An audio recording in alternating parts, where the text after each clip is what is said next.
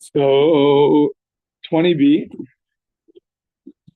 and we spoke about that the Bryce on the earlier page referred to the wood as a korban.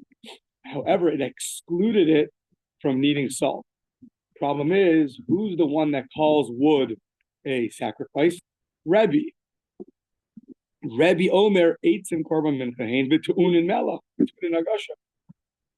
Our Bryce earlier called wood a korban and excluded it from requiring salt also. But the problem is Rebbe is the one who calls wood a sacrifice. In fact, he calls it a mincha sacrifice, flour sacrifice. And therefore, he says it requires salt. You're required to bring up salt like everything else with the wood. So Rava says, fascinating thing, Rava Rebbe, that is considered a mincha offering. So eitzim tu'unin kmitza. Wood requires kmitza. Now, taking up flour from the wood, you would have to chop up a little bit of wood. Just like you take some of the flour off, you'd have to chop a little bit of the wood off as well. It would be patterned after the flour offering. So the Amar of Papa L'divrei Rebbe eitzim tzrichim eitzim. Not only that, but wood requires wood. Just like other offerings, you put wood on first and then you burn it on the wood. So this wood also, you would put wood down first and then burn this on there, on the pyre. So this is a contradiction. Rebbe in our Brisa earlier on the previous page said that wood is called a korban and excluded it from needing salt. But who's the one that calls wood a korban? Rebbe, and he requires salt. So we say sami mikan eitzim. You're right. You have to remove eitzim from the things that were excluded with salt, and really, we're going to say that it's going to require salt. Yeah. So if that's true, that wood is removed from the exposition, and therefore wood would require salt. So that verse that excluded wood, what is it coming to exclude? If we remove the wood from the exclusions, because wood is really included and it would require salt, so what is going to be excluded? So maybe you'll say blood. That was the other thing that was excluded. That blood does not need salt. There's another verse already that excludes blood. Next page. So we're stuck. We thought originally we can exclude wood and blood. Wood was from the beginning of the verse, and blood was from the end of the verse. Now that we removed wood from the list, so what is that verse coming to exclude? We say apik eitzim ba'al nisachim. You remove wood and put in nisachim, libations. I'm going to pour wine onto the altar. I'm going to donate wine to the Beis Hamikdash.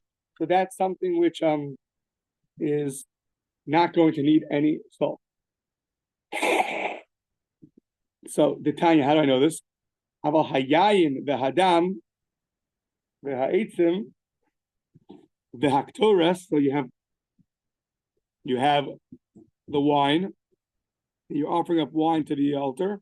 Blood, like in every sacrifice. Eitzim, wood. You want to offer up wood to the temple. The haktores, or the certain spices. All those things, ein tu'un and melech, would not require salt. So we just said that nisachim, libations, don't require salt. We brought a brisa to show you that libations don't require salt. The problem is, in this brisa, it mentions that wood also doesn't need salt.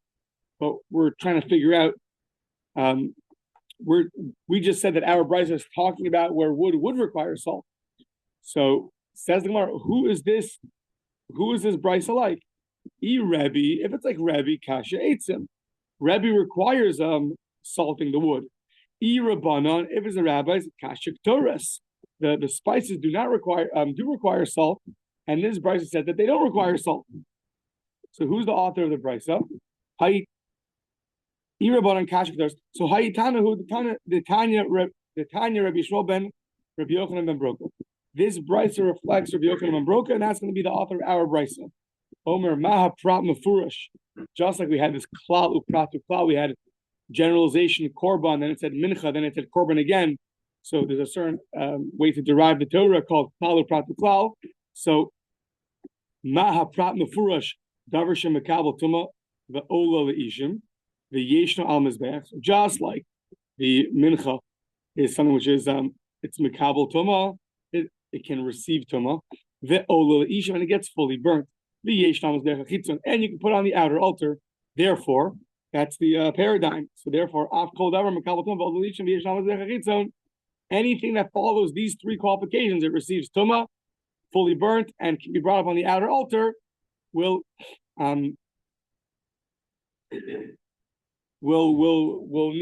need salt, and it'll follow whatever the mincha needs, including salt. What's excluded? Yatsu eitzim, wood is excluded because she'ein mekabel tuma, wood does not receive tuma. Yatsu dam, blood is also excluded. V'yayin, and wine is excluded. Why? She'ein olam ishim, because wine doesn't go on top of the altar and get fully burnt. So therefore it's going to be excluded. Yatzak tores, also the spices that get put on, she'ein al mizbeach chitzon. You don't put that on the outer altar, only on the inner altar. So that brisa from yesterday, which excluded wood, we're now saying is really this third opinion of Rabbi Shmuel ben Beno, Rabbi Shmuel the son of Rabbi Yochanan ben Broka. He's the one who says that wood's going to be excluded. Also, blood, wood, and the spices are all going to be excluded because they're not patterned after a mincha offering, the flour offering. Fine. So that's that. Now, we said that really blood should have been included, but the Torah excludes it. So what would you have thought? If it didn't exclude it, it would require blood. It requires salt, sorry. So now, let's go in that world for a second. If not for the fact that we excluded it, you would have thought it would require salt. Now, the problem is that when you salt blood, it gets removed categorically from being blood. Once you salt, it's no longer blood that it's no longer considered blood. So the Amar Zeiri, how do I know? Zeiri said, Amar Dam Shabishlu, so you can't consume blood. Now the rule is it has to be blood that's fitting to be brought as an offering. Blood that is fitting to be brought as an offering, such a blood, if you consume it, then you violated the prohibition. But says Zeiri in the name of Rabbi Chanina, if you cook the blood, ain't overlap. You have not violated that violation of blood. Rabbi Yehuda Amar Zeiri, Dam Shemolchu Eina overlap. Or blood that's salted, it's also not the violation of consuming blood, because that's a blood that is not considered blood that's fit to bring up on the altar, because once you salt it, it's not considered blood anymore. It's tasty, yeah. Sausage. Yeah. So Rabbi Yehuda, so we're asking, why would you have thought that blood that's salted would be blood would require salt? We see blood that's salted is not considered blood. So Rabbi Yehuda Amar Zeiri Rabbi Yehuda Didei Amar Eivarim Shetzalim Vehelen Ein B'Hem Mishum L'Reach Nichol. And Rabbi Yehuda himself holds that any limbs that get roasted first and brought up, so that's not the re'ach nichal, the pleasantness to Hashem that is required. So now, why would you have thought that if not for the Torah excluding salting blood, you'd have thought that blood could be salted? I'm showing you that blood that's salted is not considered halachically blood. That the Gemara says, okay, but how much blood? How much salt would you put on the blood to take away its halachic status of blood? So you would have thought now the tema mishtebei mashahu limits of alma. You would have thought there's a requirement to put a tiny bit of salt, a small little pinch of salt, and that's that. And that would not have removed the blood from being considered blood. It's a tiny, tiny salt amount of salt. You'd have done it because as a mitzvah, kamash malon, the Torah tells you no salt. Blood is not salted, not a lot, and not even a little bit. Okay, so yeah, back to what we just said about blood. Gufa Amar's ear. Again, that's really a bloody, salty day. This page is blood, and the next page is salt. So, yeah. So Gufa Amar Zir Amar Bechanina Dam Shabishla in overlove, the blood that's cooked, you're not, if you consume it, then you have not violated the prohibition of consuming blood. Yosef Rabba V'ka Amar Leila Hashmaitza. So Rabba was sitting and saying over this teaching from Zeiri in the name of Rabbi Chanina. Abaye was there, and Asa Abaye asked a question on Rava. So it says, Hikves Adam V'achlu, if you can shield it, you harden the blood, and then you ate it, Hoshehimcha Esachela V'gamo, or let's say by the forbidden fats, you melted it and swallowed it. Chayiv, you're chayiv. What do you see from the first part at least? You see that hardening the blood will make you liable. How do you harden it? You cook it up.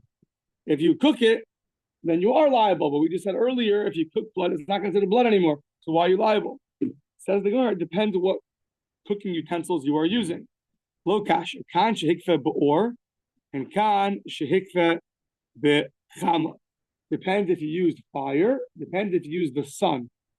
Yeah, so be'or lo hadar. Once you cook with fire, it's never going to revert back to its old state. Be'chama hadar. But by sun, even though it's cooked now, it could revert back to its old state. So, yeah. So that's the answer to our question. So it depends how you cook the blood. Fire, then it's no longer halachically blood. In the sun, it is still considered blood because it can revert back to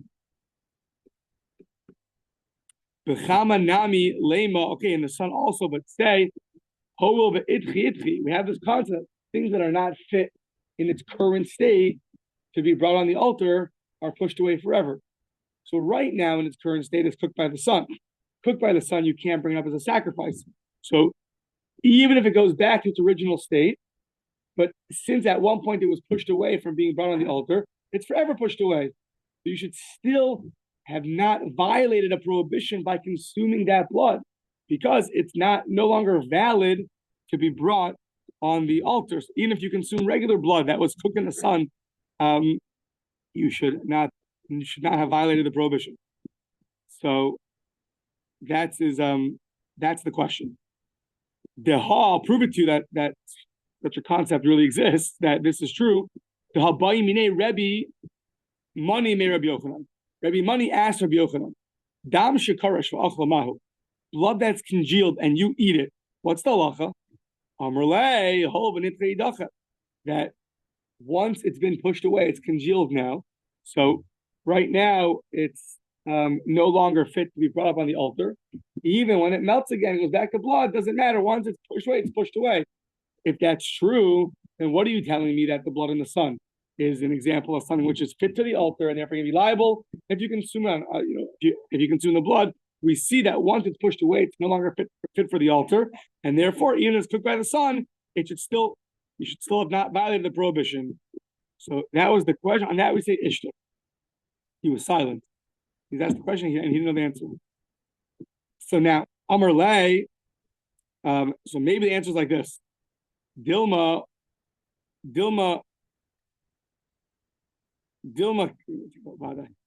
kan bechatos hachitzonius, kan bechatos hapinimios.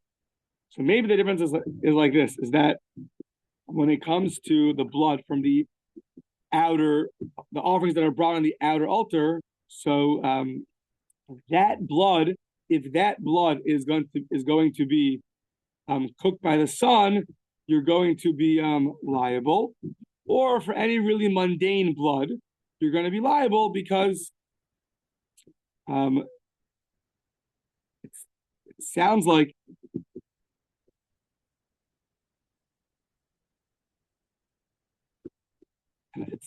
for an outer offering, this blood is not going to be an invalidation, the blood that's cooked by the sun. It's only going to be a violation for the inner offerings. Only, and I guess we'll explain later why. The special offerings, special bulls and he-goats that are brought on the inner altar, so that blood, if it's cooked by the sun, is going to be invalid. But since it's still valid by the outer offering, therefore, even when it's cooked and one consumes it, it's cooked by the sun and one consumes it, they have violated the prohibition because it's blood that's fit for the outer altars, for the outer altar. So that's a possible answer. That cooked by the fire, no longer able to put onto the altar. Cooked by the sun, it's able to be put on the outer altar, and therefore one will still be liable. So he told him this, and then and then he responded, Amar, you reminded me of something at Karos and Milsad Amar Rabbi Chisda. You remind me of something which Rabbi Chisda said. What did Rabbi Chisda say? Dam shekarish bechatos v'achol chayev. Blood that gets concealed by sin offerings, by the outer sin offerings, and you eat it, you're going to be liable. Now, here we're going to explain the difference between blood of the outer altar offerings and blood of the inner altar offerings. What's the difference? It depends on how the verse explains it. It says v'lokach v'nasan amrachmana. It says a person should take and place the blood. So v'hayi bar lekicha v'nesinahu. Blood that's congealed, you're still able to take it and place it. Why not? Just because it's congealed doesn't prevent you from taking it. It's still takeable, but you could take it and place it on the altar. When the Torah talks about the blood of the inner altar sacrifices, it says Bechatos hapanimios v'achlu pater, congealed blood of the inner altar. If you take it and consume it, you're going to be liable. You're not going to be liable. You'll be exempt. Why? Because there's the tavel v'hizah amarachmana. You have to dip your finger in and sprinkle it. V'hayilav bar tefila v'hazahu. Here it's congealed. You can't dip your finger in congealed blood and sprinkle it. It's not going to work. And therefore, that blood is exempt from being brought. And if one consumes that blood, so therefore one is going to be liable. Oh, yeah. Be careful not to lick your finger. That's right. That's right. Yeah. So that was that. Now Rava himself says, Rava didei amar afilu bechatos hapanimios v'achlu chayiv. Novel teaching that even the blood from the inner offerings, if it's congealed and you consume it, you're liable. And why? It's not the blood that the Torah described. But hol v'kinegdo ro'ui b'chatos hachitzonius. Since it's equivalent by an outer altar, you'll be liable. So too, if you consume this, you'll be liable. You'll be liable as well, even though it's not fit for the inner altar offerings. But since its counterpart, the outer offerings, it is fit. Rava holds you'll still be liable, and that's interesting. Why would you be liable for that? I mean, why do you look at its counterpart? Look at it itself. It itself, you're not going to be liable. So why do you look at its counterpart? I don't know. Maybe the footnote has. I don't know. So, but now Rav Papa goes even one step further. The extreme opinion. Amar to me. Amar Rav Papa Hilchak. According to what Rava just said, therefore, dam chomer, the blood of a horse, the blood of a donkey that gets congealed and you eat it, you're also liable. Why? Ho v'kenegdo roi b'chatos hachitzonios. Since even though the blood of a donkey is not fit for any sacrifice, you're still going to be liable, since there's a category of congealed blood that you'll be liable for. Even congealed blood by the donkey, which a donkey is not fit for offerings, you'll still be liable. So just like Rava said, by an inner altar offering, which in itself you should be really exempt for, but since its counterpart you'll be liable, even this you'll be liable for. So too, Rav Papa takes it one step further, that even the blood of a donkey that is congealed and eaten, so you're going to be liable for, since we have something called congealed blood, which you will be liable for. I'm just wondering now, maybe an explanation is that by the blood of the inner offering, once it's congealed, right, you no longer can bring it as an inner offering, right? So now you want to know, so now it's no longer in the section, maybe according to these two opinions, no longer in the section of inner offering blood, because you can't bring it. So what is it? So now it's just congealed blood. Now you have a question. Am I liable for congealed blood? Well, the answer is, well, look at other sacrifices. By the outer altar offerings, there you're liable for congealed blood. Maybe that's enough. But once I find a precedent that congealed blood is a violation, so now that this blood is no longer fit for the altar and it's just congealed blood, so maybe Rabbi will say you'll be liable. Rav Papa takes it one step further. What about congealed blood of an animal that's not fit for the sacrifice? So once again, once it's congealed, it's no longer fit for the sacrifice. So what is it? Congealed blood. Well, am I liable for congealed blood? Well, I'll show you in one place that you're liable. So maybe you should be liable here too. I don't know. Maybe somewhat of a makes it a little easier. I don't know. Okay, so Amar of Gidal Amar Zeiri says of Gidal Amar Zeiri da blood. Bein lach, bein yavesh, chotzetz. So person goes to the mikvah, goes to dip in the mikvah, and you have blood, whether it's wet blood or it's dry blood, that will be a chatzitza, that would be an interposition between you and the water, and that's going to be invalid. Says Gemara, really? Mesa hadam v'hadayo v'hadvash v'hacholav yiveshin chotzitzin lachin eino chotzitzin. Blood and ink, honey and milk that are on your body when you go to the mikvah. If it's dried, it's going to cause a chatzitza. It's going to be a problem. It's an interposition. But if it's wet, no problem. But why did you just tell me that wet blood is going to be a chatzitza? I'm going to show you from the brisa. It's not that way. Lo kasha, had the sarach, had the lo sarach. It depends. Is it stuck to your skin or not? If the wet blood is stuck to your skin, so then that's going to be a problem. If it's not stuck to your skin, it just washes right off.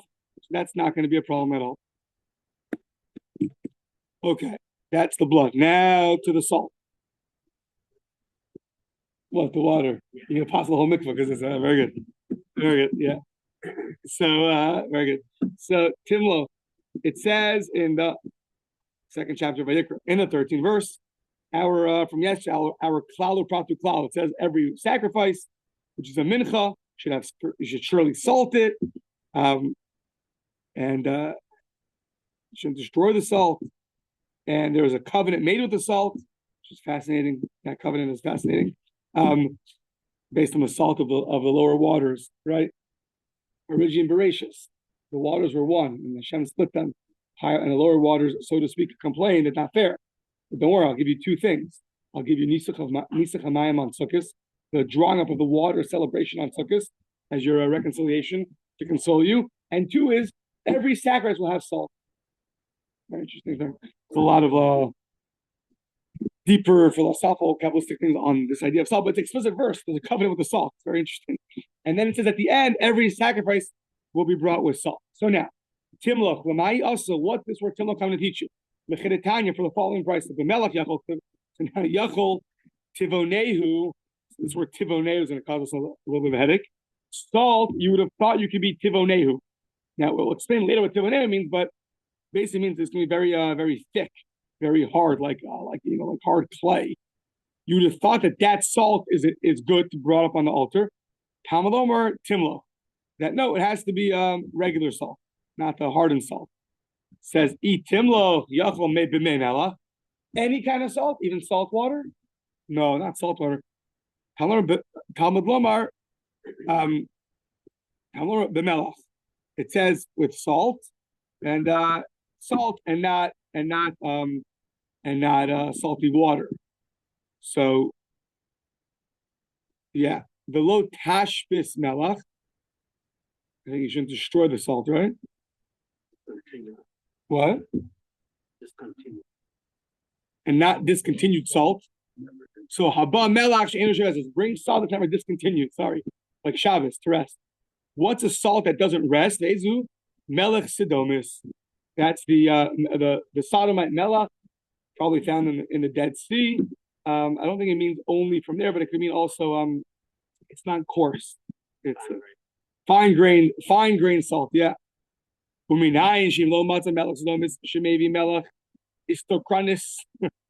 do I know that I don't have fine grain salt? I can bring some coarse salt called the istokranis salt. It comes from the ground and it's made by a person. Rashi says, Talmud Lomar takriv. You could bring it. Takriv, kolshu, takriv mikol makom. Any amount, any salt is going to be fine, whether it's sodomite salt or istrachanis salt. fine salt or coarse salt is fine. Then it says, Takriv afilu b'Shabbos. You can salt even on Shabbos. Special verse. Now, usually, this is the funny thing. What would you have thought if it didn't say that? You cannot salt on Shabbos. Why not? Well, what are the prohibitions of salting? So, the only thing for me that comes to mind is tanning. They would salt the leathers as part of the tanning process to make skin. That's where salting is prohibited. But there's a special verse. You're allowed to do it on Shabbos. You can salt this animal on Shabbos. Now, salting food on Shabbos is not really a problem. So what would you have thought? Salting a food that you're not going to consume is I don't know. But salting on Shabbos is permitted for the sacrifices. You can bring it even if it's the salt is tummy, it's impure. Okay, that's that. Now, what is the idea? Ma'i tivonehu. It said that you would have thought that the salt that could be brought is tivonehu. What is tivonehu? Amra bar ula hakakamar yachol yizbonenu kitevin betit. You could build it. It's on the word building it. It's gonna be like hard clay. That's what you would have thought. To which we said, no, it can't be that. Amar le'bai, if that's what it is, ihachi, so it should say yizbonenu. It should say if it's coming from the word like heaven, like hard clay, it should say yizbonenu, like heaven. Mibailai. Elamar bai yachol asu kibinyan. Really, no, you would have thought it's like a building, meaning. First, we thought this word meant like clay. If that's true, it should say yidbonenu. Now we're saying no. The word is like the word building. To build a building, you can have layers of salt, hard salt, one on top of another. Should say yivneu mibayilei. And it doesn't say that. So ela marava yachol tivoneu mai tivoneu. What is tivoneu? Amar Ravashi yachol yitin botam kibina. Very interesting. You'd have thought that you could put a little bit of salt, just like bina, just like wisdom. You just need a little wisdom in a person to, knock a little common sense into the guy, give him a little basic understanding. So Tavalom or Timlo. Kate said so. It says Timlo that you have to do a little more than a tiny bit. Yeah. Kate said, "Oh, so how do you do it? Maybe have you ever noticed in alav melach? What do you say? You do a larger amount, yeah. So maybe have you ever noticed in alav melach? You bring the limb and you put salt in it. The choser v'hov and then you turn it over and you put salt in it. So you see, it's more than a tiny bit of salt. Not like wisdom, where a little wisdom goes a long way. Salt needs more. So maybe for some people a lot of wisdom has to go a long way, yeah. But so you put salt on the front and the back. Okay, umale, and then you bring it up on the altar. So Amar Abaye v'chein l'kedera, and so too, and not only by limbs, but also by sounds like you have an animal in the pot that you're bringing up. You also have to salt it a lot, not a little bit. What does it say? V'chein l'kedera means what? Who said to the meat is salted for the pot to remove the fat. Oh, to remove the blood. Meaning you have to salt an animal to remove the blood. So this amount of salt is going to be enough. Mm-hmm.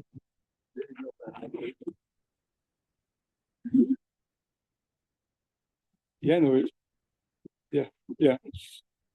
Yeah. So you see, you have to remove the blood because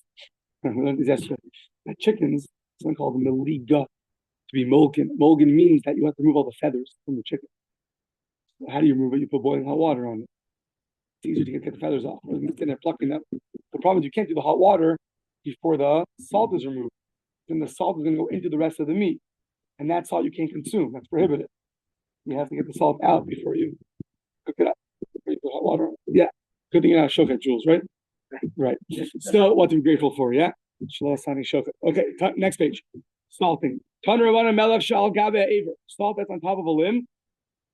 Says the Brisa Molinbo. So you have salt on top of the limb of the animal. That will, if you want, if let's say some spills out now, you put on the animal and something that goes on the floor, and you want to use it for your challah the Shabbos. That's going to be me'ila. You can't do that. Shal gabe keves, and we'll see more about this. Salt. They used to salt also on the ramp if that, let's say, goes on the ground and you want to use it for something, that's also going to be agabe keves uberosho shemazbech ein molim. That's not meila anymore. Once you did your mitzvah, once you put the salt on the animal, on the ramp, or on the altar, you fulfilled your mitzvah. Any leftover salt that falls on the ground that you want to use for yourself, it's not going to be considered misusing it, not going to be considered meila. So only something which is fit to be used for the sacrifice. Once you did it already, so then it's not fit anymore. Now, to see why, the first case of salting the limb, there still is meila. Now we have to see. So, okay. So the Amar Rav Masna Ma'ikra, what's the pasuk? The Kratim Lefnei Hashem v'yishlichu hakohanim aleim melach v'helu osam laHashem. So it says when you bring them up before Hashem, and the Kohanim put salt on them and bring them up, there'll be an ola to Hashem. So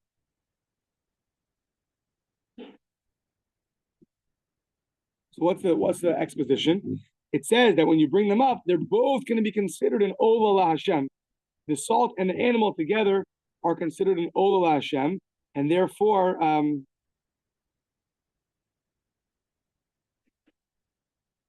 since the limb and the salt, the Torah still calls an ola. So if it's called an ola, so therefore, if any salt left over falls on the ground, you can't use it for yourself because it's categorically considered an ola. So since it's considered an ola, so you can't have benefit from an ola. What is that? It is subject to meila. Yeah. So Tanan Hassam says the Mishnah in Shkalim. Says as follows. So there were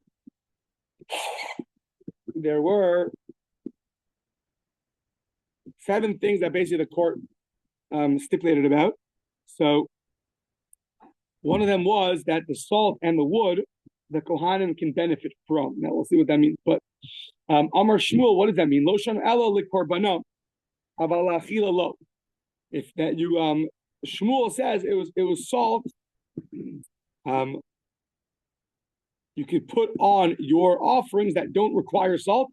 You can put salt on the offerings. Stipulation of the court allowed them to do that, but not to put it on your food that you're going to eat. So certain offerings, like the Kohen's Chatas offering. So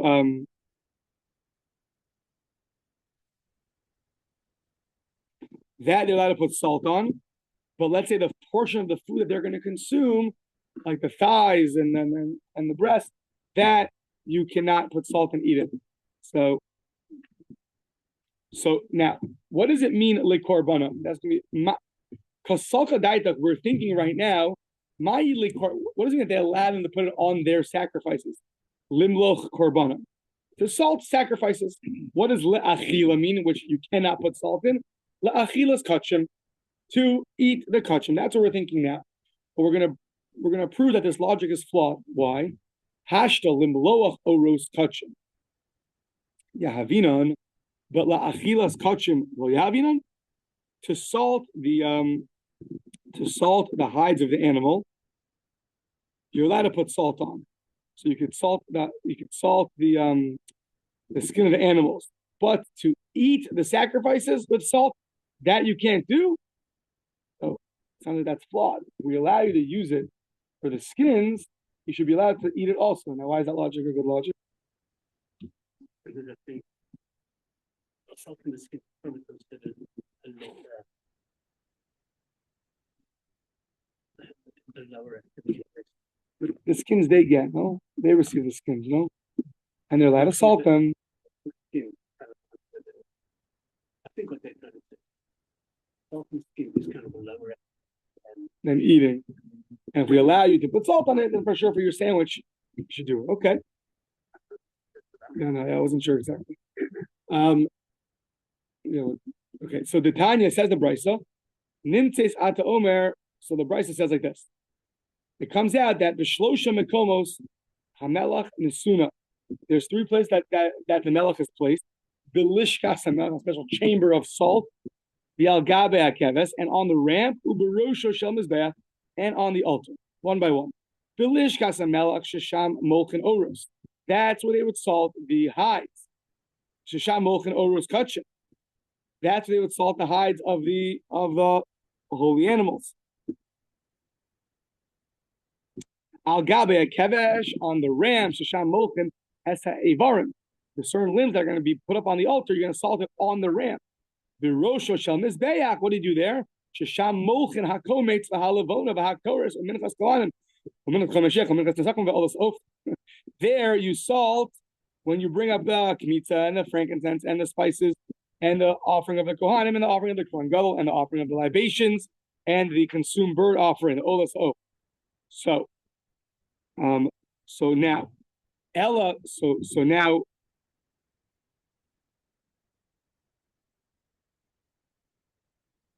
so now we need a new explanation for what does it mean that that the salt was allowed to be put on the sacrifices, but cannot be eaten. What do those words mean now? It can't mean hides and consumption, because we disproved that.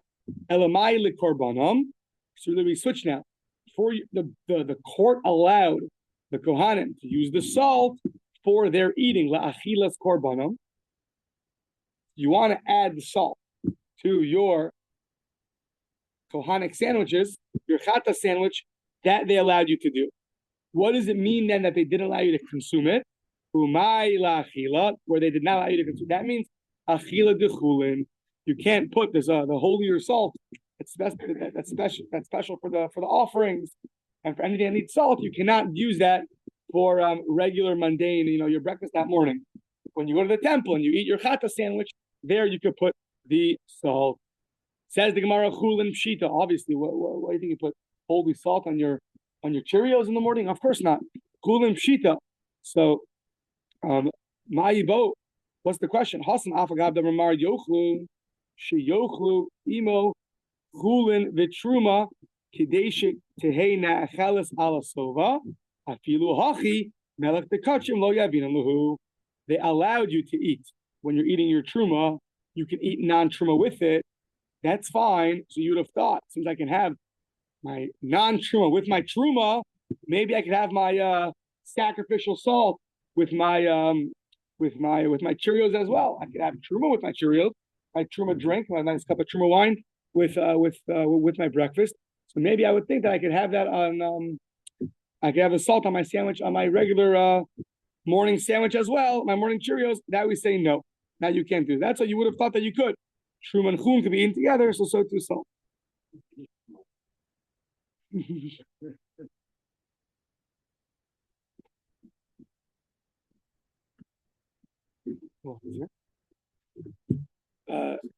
Yeah, the history question. Yeah. So okay. Amar le Ravina le Ravashi says blood pressure rising. Okay. Amar le Ravina le Ravashi. It's also very logical. The Isakadaitach Maile Karbanam Limlo. If the word of Karbanam didn't mean to consume with your chata sandwich, but rather it meant to salt the korbanos, so it would be a funny thing. Why? Time of the asli bezdin, but holo asli bezdin lo. What's going to happen? Only if bezdin allowed you to salt the sacrifices, but if not, you wouldn't be able to do it. So hashi li yisro yavinan, the kohanim lo yavinan. We give to the Yisraelites, but we don't give to the kohanim. Meaning,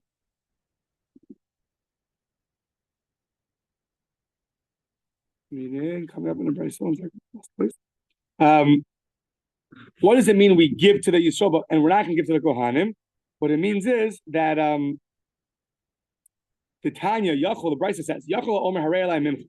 A person says, it's upon me to bring a mincha offering. So, Yavi Melach, Mitoch Beso. You're going to have to bring salt from your house. Kiderech Shemevi Levona Mitoch Beso. Just like you bring the frankincense from your house. Okay, and that's logical. Why? Because now we're heavy mincha, heavy melach, heavy mincha, heavy levona. Bring the mincha, bring the salt, bring the mincha, bring the frankincense. Now levona mitok beisa, af melach mitok beisa. Just like the frankincense is going to be from your house, so too the salt is going to be from your house. I just realized it's going to be a long run-on sentence for the next 15 lines. I don't want to stop in the middle of it. Let's stop here. We'll continue this beginning part. Yeah. Is Gary there? Gary is not there.